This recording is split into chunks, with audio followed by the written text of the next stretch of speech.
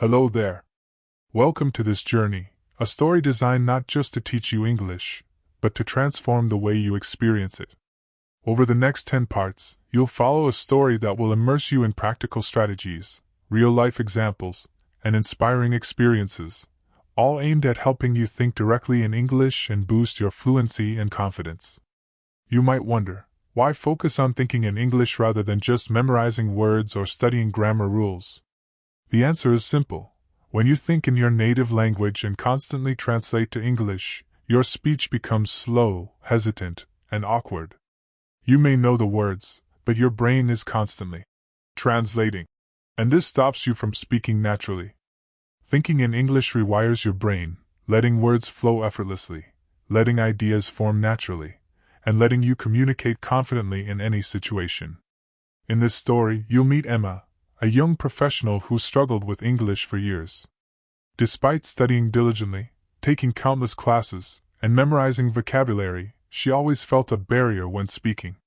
Her experience mirrors that of millions of learners worldwide. But her life changes when she discovers methods to shift her thinking from her native language to English, unlocking a new level of fluency and confidence. You will follow Emma through her daily experiences, her trials, her mistakes, and her breakthroughs. Each chapter is designed to teach you something practical. How to start thinking in English naturally, even if you're a beginner. Techniques to practice speaking and listening without translating. How to expand your vocabulary by associating words with real-life situations. Ways to build confidence, so fear and hesitation no longer block your progress.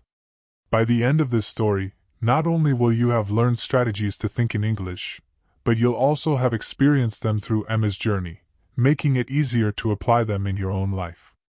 You will discover that fluency isn't about perfection, it's about practice, mindset, and a willingness to embrace mistakes as part of growth. Whether your goal is to pass exams, travel, work in an English-speaking environment, or just enjoy movies and books in their original language, this story is designed to equip you with real-world tools that actually work. So, let's begin this adventure. Imagine yourself stepping into Emma's shoes, feeling her frustrations and triumphs, and learning alongside her. By the end of this journey, thinking in English will feel less like a challenge and more like a natural part of your daily life. In the next part, we will dive into Emma's early struggles with English, how she realized her main problem wasn't grammar or vocabulary, but the way she was thinking, and the first steps she took to start shifting her mind into English mode. Are you ready? Let's take that first step together. Emma's journey began like that of many English learners around the world. She had spent years in classrooms, memorizing vocabulary lists, mastering grammar rules, and completing endless exercises. She could read English texts with relative ease, understand movies if she turned on the subtitles, and even write essays that earned her good grades. But when it came to speaking, something always blocked her.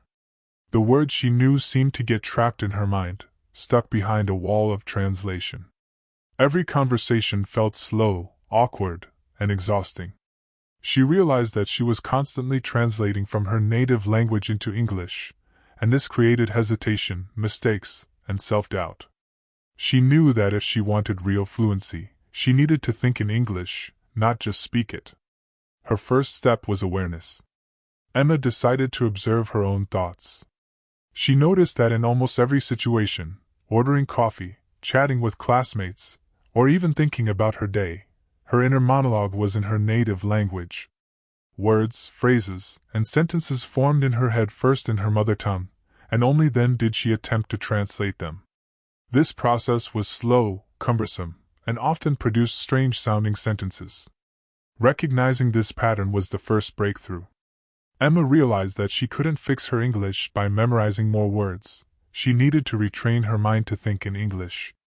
The next challenge was how to make the shift. She started with small experiments. For example, while walking through her neighborhood, she would narrate her surroundings in English. "The sun is bright today. The birds are singing. I feel happy." At first, it felt strange, almost silly, because she had to pause frequently, searching for words. But after a few days, something remarkable happened. her thoughts began to flow more naturally in English.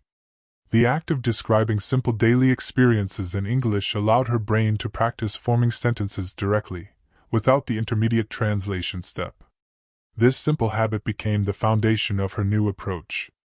Emma also discovered the power of association. Rather than memorizing words as abstract concepts, she began linking them to experiences, objects, and emotions. Instead of just learning the word apple and repeating it in isolation, she would think, "I eat a red apple. It tastes sweet. I feel refreshed." The word became part of a living thought, tied to real-life experience, and this made it easier for her brain to access it when needed. Over time, this method expanded her vocabulary naturally and organically, because she was constantly using words in context rather than just storing them as isolated facts. Listening became another crucial part of her journey. Emma realized that thinking in English wasn't just about producing language, it was also about absorbing it. She started listening to podcasts, watching videos, and even following simple conversations in English without subtitles. At first, comprehension was limited. She didn't understand everything, but she resisted the urge to translate every sentence. Instead, she focused on grasping the meaning directly from English. By immersing herself in the sounds, rhythms, and patterns of natural English, her brain slowly adapted to thinking in the language itself, rather than constantly relying on mental translation. Confidence, however, remained a hurdle. Emma would sometimes panic, fearing she would make mistakes or sound foolish. But she soon realized that mistakes were part of the process.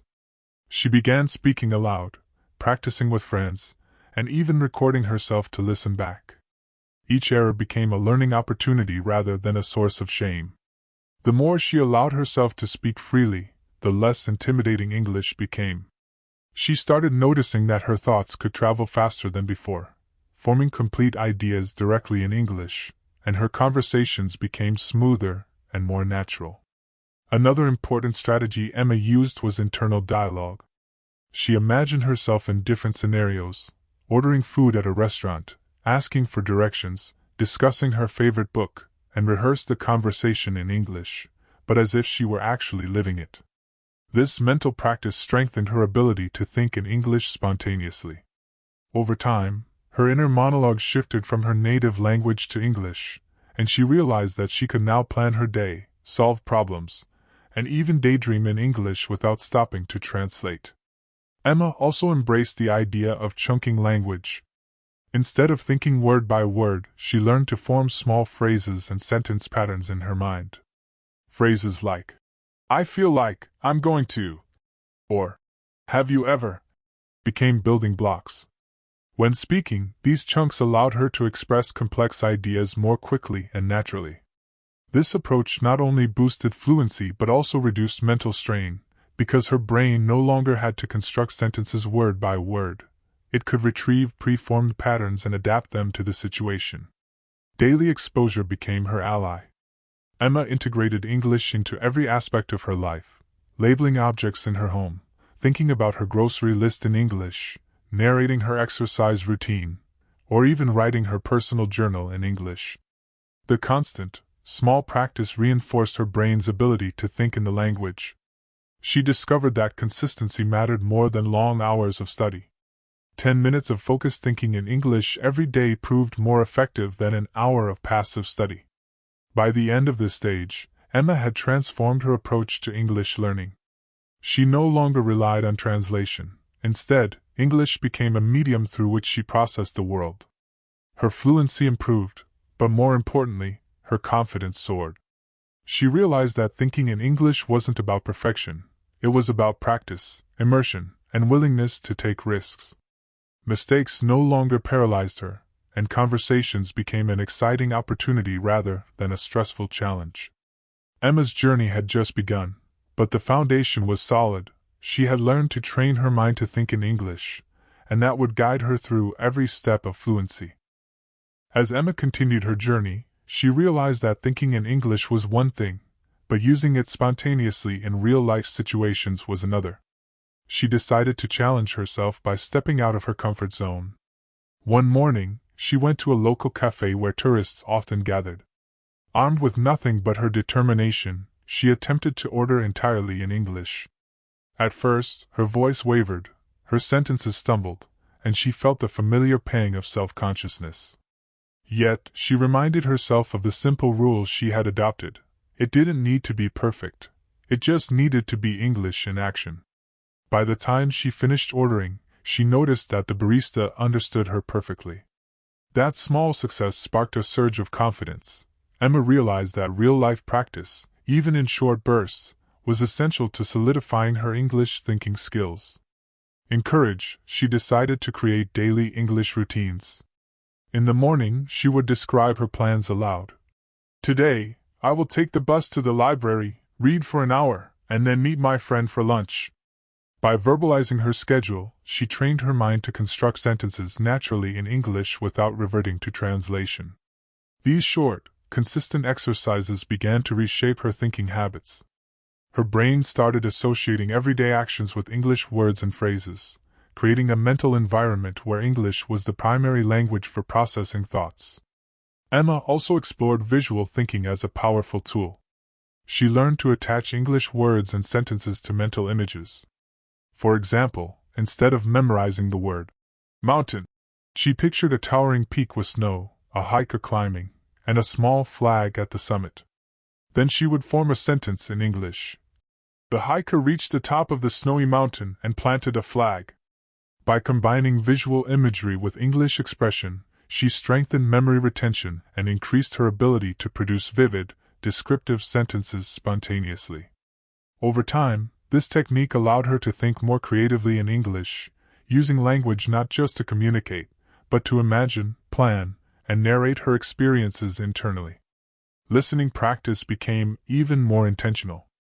Emma began shadowing exercises, a method where she listened to native speakers and repeated their words, rhythm, and intonation almost simultaneously. At first, it felt awkward and exhausting, but gradually her brain started to internalize the natural flow of English.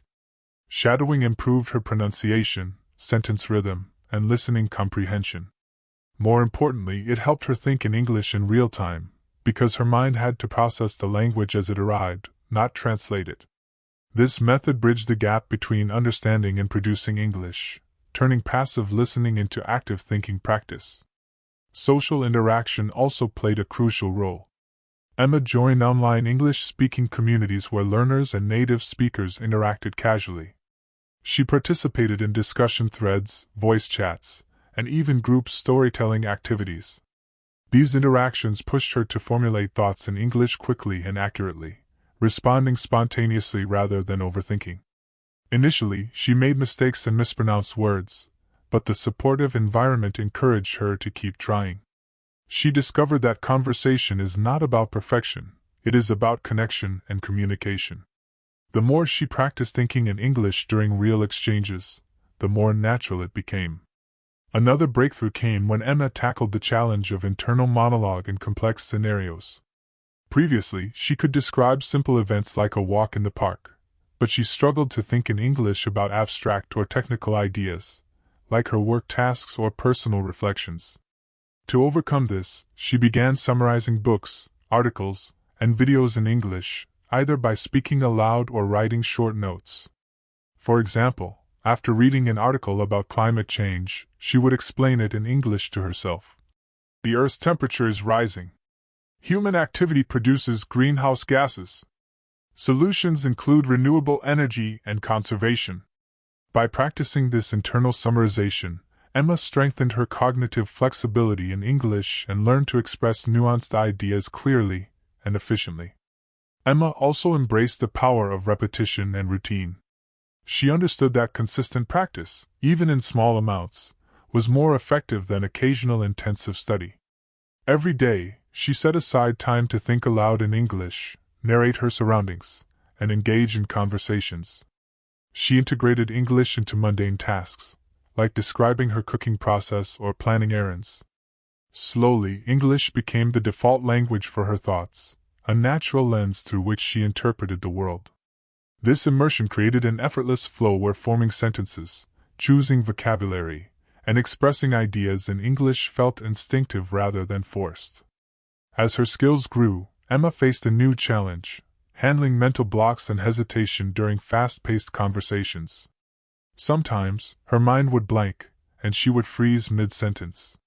To overcome this, she practiced using filler phrases like, "Let me think, I guess," and "actually," to buy herself time while maintaining fluency. She also trained herself to continue speaking even if she made small mistakes, learning to self-correct naturally without breaking the flow. These techniques allowed her to maintain confidence and momentum in conversation, reinforcing her ability to think and speak in English simultaneously. By the end of this stage, Emma had transformed from a hesitant speaker into someone who could navigate everyday interactions with growing confidence. She realized that thinking in English was not just a skill, it was a mindset. Every small action, every deliberate practice, and every challenge she faced reinforced her brain's ability to operate directly in English. Mistakes were no longer setbacks but opportunities to refine her thinking and fluency. Emma was no longer translating. She was experiencing the world through English, and each day brought her closer to effortless communication and genuine confidence. As Emma's confidence grew, she realized that fluency wasn't just about grammar or vocabulary. It was about expressing emotions and thoughts naturally in English. She noticed that while she could describe facts, she struggled to convey feelings. Words like happy, sad, or excited felt limited, and she often hesitated when trying to express subtler emotions like relieved, overwhelmed, or nostalgic. To improve, Emma began keeping an emotion diary in English. Each day, she would reflect on her experiences and write or speak sentences describing her feelings. For instance, after a long meeting, she might say aloud, "I feel relieved that the project is finished, but I'm also a bit anxious about the next steps." By practicing emotional expression in English, she trained her mind to think beyond basic sentences, allowing more depth and nuance in her thoughts and conversations. Emma also discovered the power of storytelling as a thinking tool. She would narrate her day as if she were the main character in a story, using past, present, and future tenses freely. "I woke up early and made coffee. The sun was shining through my window, and I felt energized. Later, I will meet my friend and discuss our plans for the weekend." Storytelling not only improved her fluency but also allowed her brain to organize thoughts sequentially in English, reducing the need to pause and translate. Over time, this practice created a natural narrative flow in her thinking, where English became the language of her inner stories. Cultural understanding became another important dimension. Emma realized that thinking in English wasn't just about words, it was about context, idioms, and social norms. She started watching English language shows, not just for entertainment, but to notice how people expressed ideas and emotions naturally. She paid attention to slang, expressions, and intonation patterns. For example, phrases like, "I'm feeling under the weather," or "That's a piece of cake," initially confused her. By observing and internalizing these expressions, she learned to think in culturally authentic English, allowing her thoughts to sound more natural when spoken. Listening continued to be a cornerstone of her progress. Emma practiced active listening, which meant focusing not just on words but on meaning, tone, and context. She listened to podcasts, interviews, and conversations, then paused to summarize what she heard in English, either aloud or in writing. This practice helped her brain process information directly in English, improving comprehension and reinforcing her ability to think in English during real-time conversations. She realized that listening and thinking were deeply connected. The better she understood English as it was spoken, the more effortlessly she could think and respond in English herself. Emma also explored mental rehearsals for challenging situations. She imagined herself in meetings, presentations, or casual conversations, and practiced responding naturally in English. For instance, before a team meeting at work, she would run through potential questions and answers in her mind. "If someone asks about the project deadline, I can say, 'We are on track and expect to finish by Friday.' If they ask about challenges, I'll explain the minor delays and propose solutions." This mental preparation reduced anxiety, strengthened fluency, and trained her mind to think strategically and quickly in English during real interactions. Another key discovery was the importance of self-talk in English for problem solving. Emma started verbalizing her thought processes while tackling tasks. First, I need to gather the data. Then I'll analyze it and write a summary. After that, I can make recommendations. By speaking her reasoning aloud in English, she trained her mind to handle both logical and abstract thinking directly in the language. This method improved not only her fluency but also her cognitive flexibility, allowing her to tackle complex ideas without mentally reverting to her native language. Emma also experimented with role-playing exercises with friends and online partners. They would simulate real-life situations, like visiting a doctor, shopping in a foreign country, or negotiating prices. These exercises forced her to think spontaneously in English, adapt to unexpected questions, and produce sentences under pressure. Initially, mistakes were frequent, but with repeated practice, she noticed a dramatic improvement. Her brain began constructing responses automatically in English, making conversations smoother and less stressful. To reinforce learning, Emma incorporated English immersion into hobbies and interests. She joined online book clubs, cooking forums, and discussion groups where English was the primary language. By talking about subjects she loved, she naturally expanded her vocabulary and gained confidence in expressing personal opinions. The combination of passion and practice made thinking in English feel less like a study exercise and more like an engaging, real-life skill. By the end of this phase, Emma's mind had undergone a subtle but powerful transformation. She no longer approached English as a second language that needed constant translation. It had become a tool for thinking, imagining, and interacting with the world. She could narrate experiences, express complex emotions, solve problems, and participate in discussions entirely in English. The shift wasn't instantaneous, but consistent practice, storytelling, emotional expression, cultural awareness, and real-life interaction had rewired her brain. English was no longer a barrier, it was a bridge to confidence, connection, and self-expression. As Emma progressed, she realized that expanding vocabulary was not just about learning more words, but about thinking in English with precision and variety. She noticed that relying on simple words like good, bad, or interesting limited her ability to express subtlety and nuance. To address this, she began creating context-rich word maps, connecting each new word to situations, feelings, and images. For example, the word ecstatic was linked not only to happiness but to scenes where someone achieved a personal goal or received wonderful news. By thinking of the word in context rather than in translation, her brain started storing words as functional tools rather than abstract labels, ready to use when needed. Emma also practiced synonym and nuance exploration. When she used the word happy, she would think, could I say joyful, thrilled, content, or delighted instead? She started creating mental buckets of words for different situations, emotions, and levels of intensity. This practice trained her mind to choose words instinctively in English, rather than searching for equivalents in her native language. Over time, her thinking became richer and more precise, allowing her to express ideas with elegance and confidence. Idiomatic expressions became a key focus. Emma realized that native speakers often think in idioms, metaphors, and fixed phrases. Instead of translating her thoughts literally, she began learning and internalizing common expressions. Phrases like, break the ice on cloud 9, or a blessing in disguise, were not just memorized. She imagined situations where each could be used naturally. She even started creating short stories in her mind using these idioms, linking them to feelings, events, and conversations. This helped her think in English patterns, making her speech sound authentic and fluent. Emma's approach to reading also evolved. She began reading English text actively, not just passively. While reading articles, short stories, or novels, she paused to paraphrase passages in her mind, describe the scene aloud, or predict what might happen next, all in English. This method trained her brain to process English as a living language, integrating vocabulary, grammar, and thoughts simultaneously. Instead of decoding words, she was actively thinking through ideas in English, strengthening both comprehension and fluency.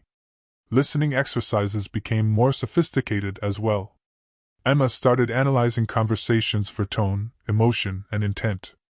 She would mimic intonation, stress, and rhythm while repeating sentences aloud, gradually internalizing the natural flow of English. This practice improved not only her pronunciation but also her ability to think with the cadence of English, allowing thoughts to form with the same rhythm and flow as native speech. She discovered that fluency is not just words, it's the music of the language. To strengthen spontaneous thinking, Emma practiced timed storytelling exercises. She would set a timer for 1 to 3 minutes and describe a scene, a memory, or a daily event in English without stopping. Initially, she stumbled and paused frequently, but the repetition built speed and confidence. Her brain adapted to forming coherent thoughts directly in English, bypassing the need for translation. After several weeks, she noticed that her ideas began flowing naturally, her sentences connected effortlessly, and she no longer felt the mental friction that had plagued her earlier attempts. Emma also explored role-specific vocabulary and thinking. For her work, she created mental scenarios where she explained projects, plans, or technical concepts in English. At home, she described daily activities, feelings, and personal reflections in English. In social situations, she focused on conversational phrases, jokes, and casual expressions. By tailoring her English thinking to specific contexts, she trained her brain to switch seamlessly between formal, casual, and imaginative modes of thought, making her communication adaptive and versatile. Another breakthrough came from thinking in English during problem-solving. Whenever she faced a challenge, whether at work or in personal life, Emma would verbalize her thought process in English. First, I need to identify the problem. Then, I'll brainstorm possible solutions. Finally, I'll choose the most practical approach. This habit strengthened her analytical thinking in English and helped her handle complex tasks without relying on mental translation. She realized that her mind could operate fully in English, even for abstract reasoning and planning. Finally, Emma incorporated reflection and review into her routine. At the end of each day, she would summarize events, thoughts, and lessons learned aloud or in writing in English. This review reinforced vocabulary, grammar, and thought patterns, consolidating her ability to think in English continuously. Over time, these daily practices created a seamless connection between thought and expression, making fluency less about effort and more about natural cognitive flow. By the end of this phase, Emma had achieved a remarkable transformation.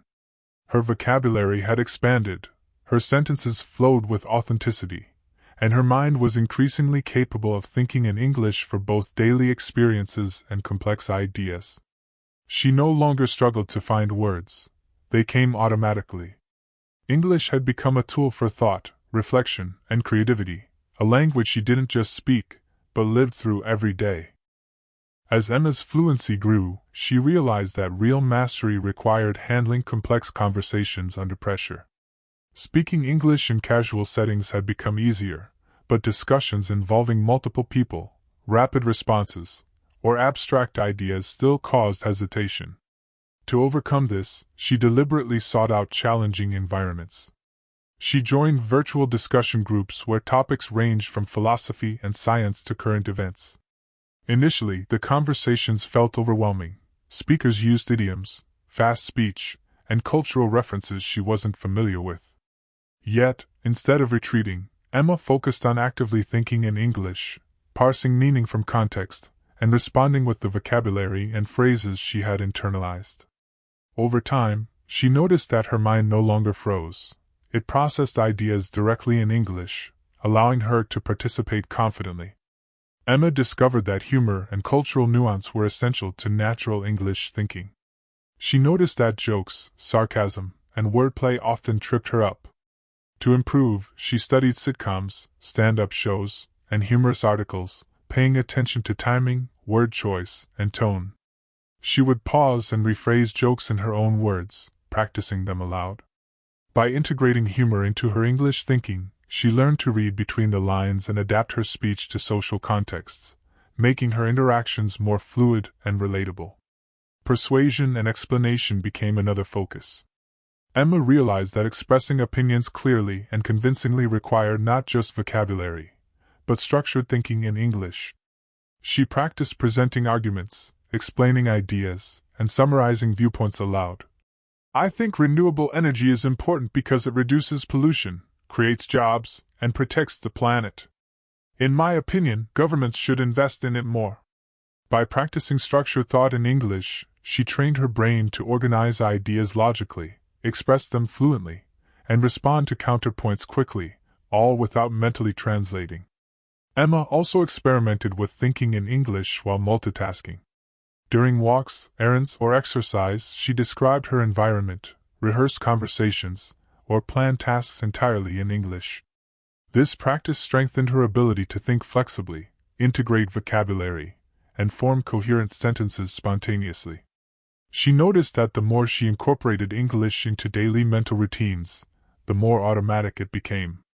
English thinking was no longer confined to study or formal exercises. It was the natural lens for interpreting her world. Storytelling continued to be a central tool. Emma began telling improvised stories aloud, creating characters, plots, and dialogue entirely in English. Sometimes she recorded herself, sometimes she shared stories with friends. Improvisation forced her brain to access vocabulary, grammar, and idiomatic expressions quickly, training her to respond creatively under pressure.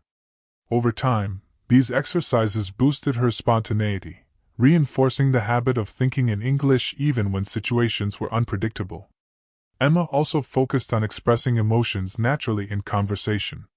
She practiced adding tone, emphasis, and descriptive adjectives. I was completely astonished by the news. It felt unbelievable. By consciously combining emotion with language, she bridged the gap between words and feelings, making her English more expressive, authentic, and persuasive. She noticed that her conversations became richer and more engaging, and that thinking in English with emotional awareness enhanced both understanding and fluency. She incorporated complex mental simulations as well. Emma imagined high-stakes scenarios, job interviews, debates, or negotiations, and practiced responding in English. She simulated questions, objections, and dialogue, then verbalized her responses in real time. This mental training allowed her brain to form habits of thinking strategically and quickly in English, preparing her to respond naturally in unpredictable real-world situations. Mistakes became part of the learning process, reinforcing resilience and adaptability. To further enhance her skills, Emma explored English immersion through storytelling media. She watched documentaries, listened to podcasts, and read novels, not just for content, but to analyze narrative flow, argument structures, and conversational subtleties. She paused frequently to summarize, explain, or predict outcomes in English. This practice strengthened her ability to think critically, connect ideas, and articulate them fluently. Her mind became attuned to the patterns of English thought, rather than merely the words themselves. By the end of this stage, Emma's ability to think in English had reached a new level. She could handle fast-paced discussions, understand cultural references, tell jokes, present arguments, and improvise stories, all while thinking and responding directly in English. Her fluency was no longer about memorization or translation. It was a fully integrated cognitive skill, allowing her to interact naturally, confidently, and creatively. English had become her primary mental framework, and with each conversation, her confidence and mastery continued to grow. As Emma's journey progressed, she realized that listening comprehension was just as crucial as speaking. While she had developed a strong internal flow of English, understanding native speakers and fast conversations remained challenging.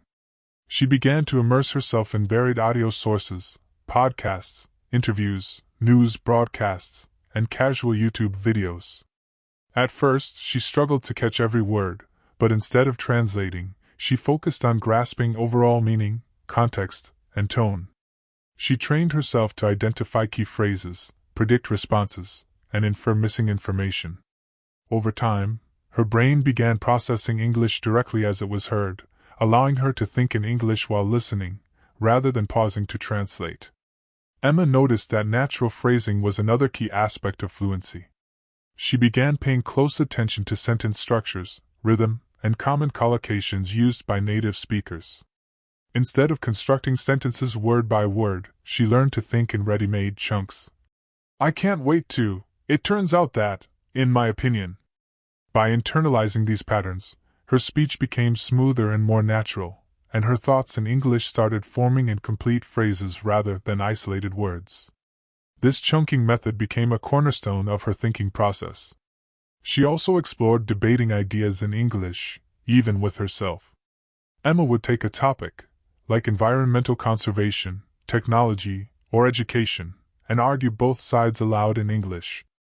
On one hand, renewable energy is cost-effective. On the other hand, the transition requires significant infrastructure. This exercise trained her mind to think critically, formulate opinions, and express them clearly and fluently in English. It also strengthened her ability to respond spontaneously in conversations where opposing viewpoints arose. Emma practiced summarizing information from English texts and audio. After reading an article or watching a video, she would immediately explain the main points in her own words, aloud or in writing.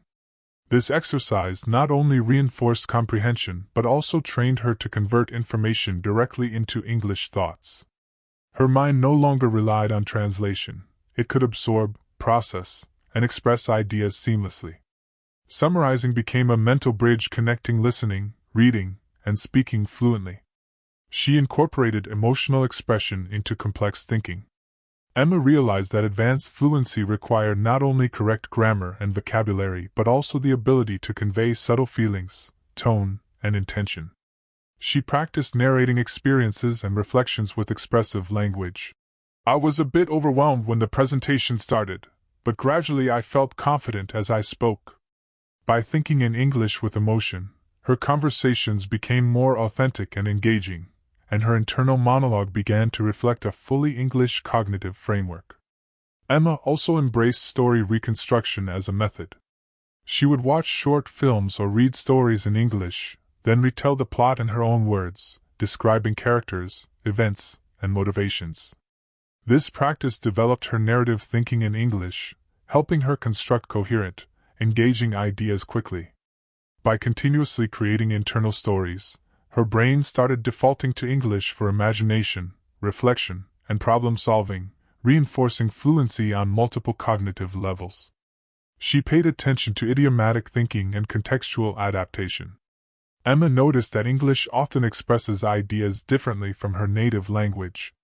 She practiced rephrasing thoughts to sound natural, instead of thinking, "I am tired very much." She learned, "I'm exhausted," or "I'm completely drained." By internalizing idiomatic expressions and natural sentence structures, she trained her brain to think in English patterns rather than translating directly from her first language, which drastically improved both speed and authenticity. Emma's daily routines now revolved around continuous English immersion. She narrated her actions, rehearsed conversations, listened actively, summarized, and reflected, all in English. She deliberately exposed herself to diverse accents, vocabulary, and registers, expanding her mental toolkit. Every day, her mind became faster and more agile at processing and producing English, making thinking in the language nearly automatic. By the end of this stage, Emma had achieved advanced internal fluency. She could understand fast conversations, summarize complex information, argue and debate ideas, express subtle emotions, and narrate detailed stories, all while thinking directly in English. Her fluency was no longer a mechanical skill, it was a fully integrated mental process. English had become the language of her thoughts, decisions, reflections, and imagination, marking a pivotal step toward true mastery and confidence. As Emma's fluency reached new heights, she recognized that professional English required a slightly different approach than casual conversation. Workplace communication demanded clarity, precision, and confidence, especially in meetings, presentations, and emails. She began practicing by imagining professional scenarios and thinking through them entirely in English. For example, before a team meeting, she would rehearse, "I'd like to share the project updates." We completed the research phase and now plan to start implementation next week. By pre-structuring her thoughts in English, she reduced hesitation and gained the confidence to speak clearly and effectively in real situations. Cross-cultural communication became another essential focus. Emma realized that fluency wasn't just about words, it was also about understanding how tone, politeness, and cultural norms affected communication. She studied common English expressions for requests, suggestions, and disagreement, practicing them aloud until they felt natural. Phrases like, "Would you mind? I appreciate your input, but," and "Could we consider?" became part of her mental toolkit. By internalizing these patterns, her thinking in English adapted to both linguistic and cultural contexts, allowing her to navigate conversations smoothly and respectfully. Emma also practiced persuasive speaking. She wanted her English to be more than functional. She wanted to convince, inspire, and influence. She rehearsed speeches, presentations, and arguments, paying attention to word choice, sentence rhythm, and emphasis. For instance, she practiced, "Implementing this strategy will increase efficiency, reduce costs, and enhance team collaboration." By thinking in English while structuring arguments persuasively, she trained her mind to process ideas, anticipate questions, and respond confidently, all without translation. She integrated English thinking into decision-making as well. Whether planning a project, evaluating options, or considering personal goals, Emma verbalized her reasoning in English. Option A is feasible because it uses existing resources efficiently. Option B could be riskier but offers higher long-term gains. This habit strengthened her ability to operate fully in English during both casual and complex thinking, reinforcing fluency as a cognitive process rather than a mere language skill. Emma's daily routines now included networking and professional interaction in English. She participated in online seminars, discussion groups, and collaborative projects where English was the primary language. She consciously practiced thinking quickly, responding accurately, and using idiomatic expressions naturally. These experiences not only improved fluency but also increased her confidence, helping her feel competent and assertive in professional settings. Storytelling continued to play a central role, especially in professional contexts. Emma learned to craft compelling narratives for presentations, reports, and meetings. She practiced structuring stories with a clear beginning, middle, and end, emphasizing key points and supporting details. This technique allowed her to think strategically in English, organizing information logically while maintaining clarity and engagement for her audience. Emma also explored problem-solving and brainstorming in English. Whenever a challenge arose, she verbalized her thought process aloud, considering multiple solutions and evaluating outcomes. For instance, if a project faced a delay, she might think, "We can redistribute tasks among team members to meet the deadline, or we could extend the timeline with stakeholder approval. Option 1 maintains schedule but increases workload. Option 2 is safer but may affect client satisfaction." By reasoning directly in English, she trained her brain to process complex problems efficiently without reverting to her native language. Another critical aspect was self-reflection and improvement. Each evening, Emma reviewed her day in English, noting successes, challenges, and areas for growth. "Today, I spoke confidently in the meeting, but I hesitated when asked an unexpected question. Tomorrow, I will practice responding to surprises more effectively." This habit reinforced self-awareness, analytical thinking, and adaptive strategies, all in English, solidifying her mental fluency and cognitive flexibility. By the end of this phase, Emma's English thinking had become deeply integrated into her personal and professional life. She could navigate complex conversations, persuade others, solve problems, and reflect critically, all in English, effortlessly and confidently. Fluency was no longer a goal. It was a natural mental process, a lens through which she interpreted the world, interacted with others, and made decisions. Emma's mastery of English thinking was now complete enough to handle real-world challenges, yet she knew that continual practice and immersion would keep sharpening her skills, ensuring that English remained a vibrant, living part of her mind. As Emma approached the final stages of her journey, she realized that advanced spontaneity was the hallmark of true fluency. It wasn't enough to understand English, construct sentences, or narrate stories. She needed to think on her feet in real-time conversations. To practice, she sought unpredictable speaking situations. She joined language exchange platforms where topics could change instantly, and participants asked rapid-fire questions. At first, she struggled, but she reminded herself to trust her internal English thought process. Instead of pausing to translate, she responded instinctively. "I haven't tried that before, but it sounds fascinating. I would love to learn more." Each successful interaction reinforced her confidence and strengthened her ability to think and respond in English fluidly, even under pressure. Emma also focused on creative thinking in English. She began writing short stories, poems, and dialogues entirely in English, often improvising ideas spontaneously. This practice allowed her mind to explore abstract concepts, emotions, and hypothetical scenarios directly in English, without mental translation. She discovered that her imagination had adapted to think in English, and this creativity enhanced both fluency and flexibility, making her English not only functional but expressive and vibrant. Cultural nuance became a deeper focus. Emma realized that mastering English thinking wasn't just about grammar or vocabulary. It was about understanding context, tone, and subtle social cues. She studied idioms, humor, sarcasm, and indirect speech, then practiced using them in real interactions.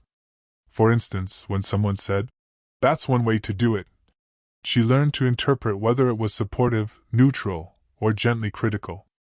By internalizing these subtleties, Emma's thinking in English became context-aware, allowing her to respond appropriately, naturally, and confidently in diverse social situations. Emma also emphasized mental agility for problem-solving and debate. She practiced imagining scenarios where she had to evaluate multiple perspectives, negotiate, or defend her ideas. For example, she would simulate a debate. "I understand your concern about cost, but consider the long-term benefits. While it may seem risky, the projected growth outweighs the initial investment." By rehearsing these scenarios internally in English, she trained her brain to construct complex arguments and counterarguments fluently, further strengthening spontaneous thinking. To solidify her skills, Emma integrated everyday life immersion.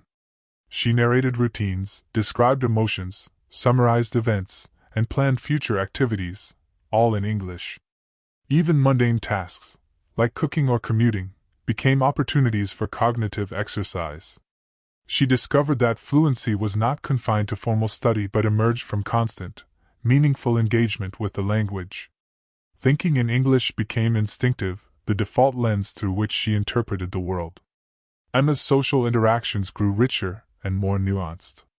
She began telling jokes, giving opinions, and sharing experiences with natural rhythm, tone, and expressive phrasing.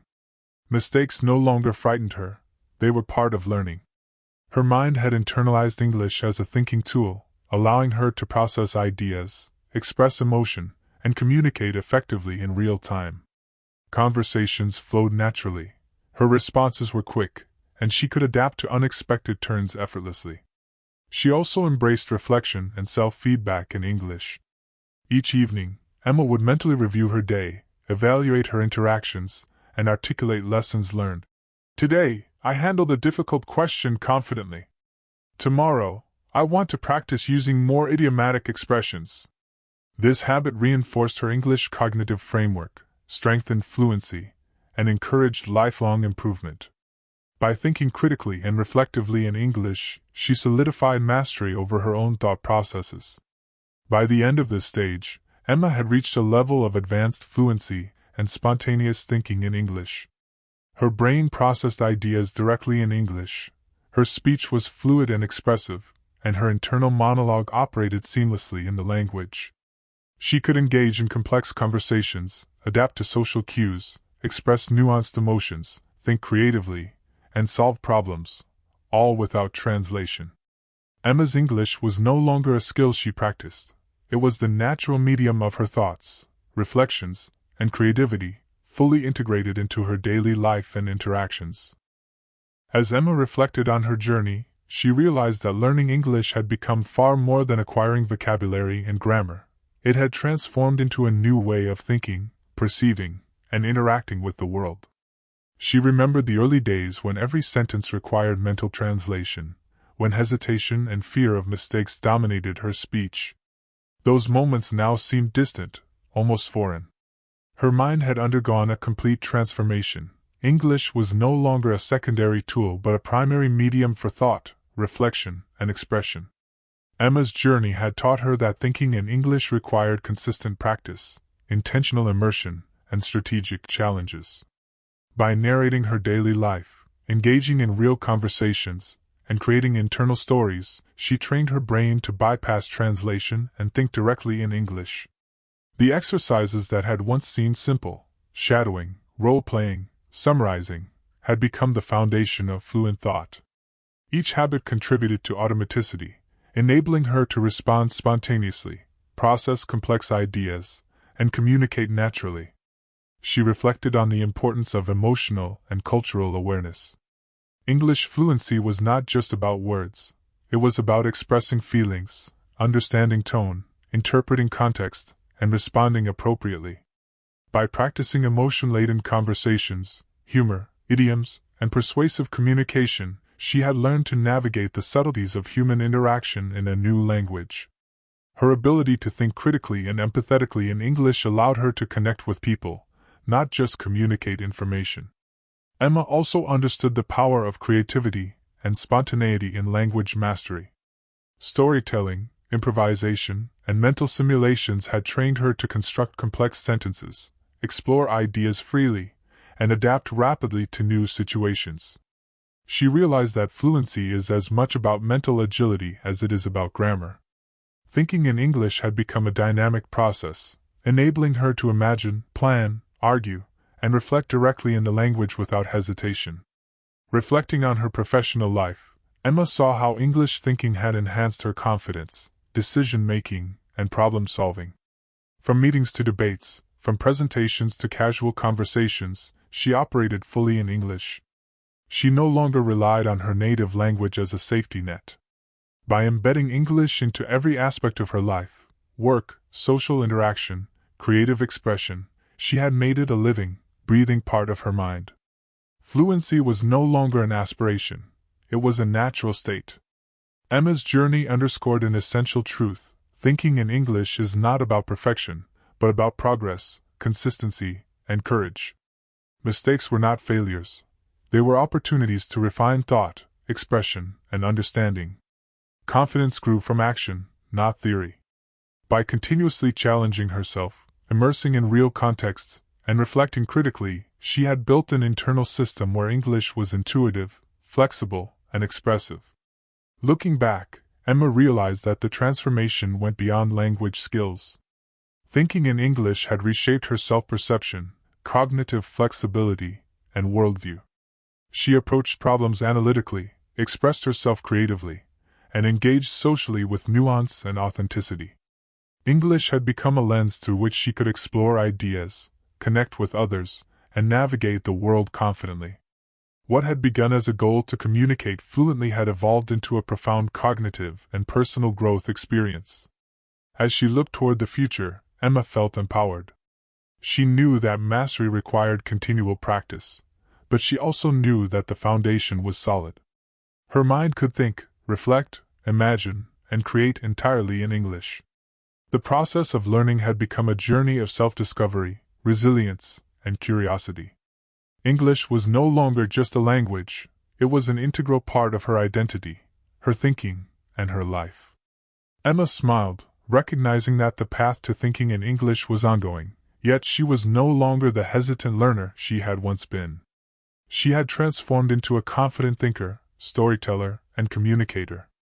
Her journey was proof that with dedication, strategy, and immersive practice, anyone could reshape their mind to think fluently, naturally, and creatively in English, opening doors to endless opportunities for connection, expression, and growth.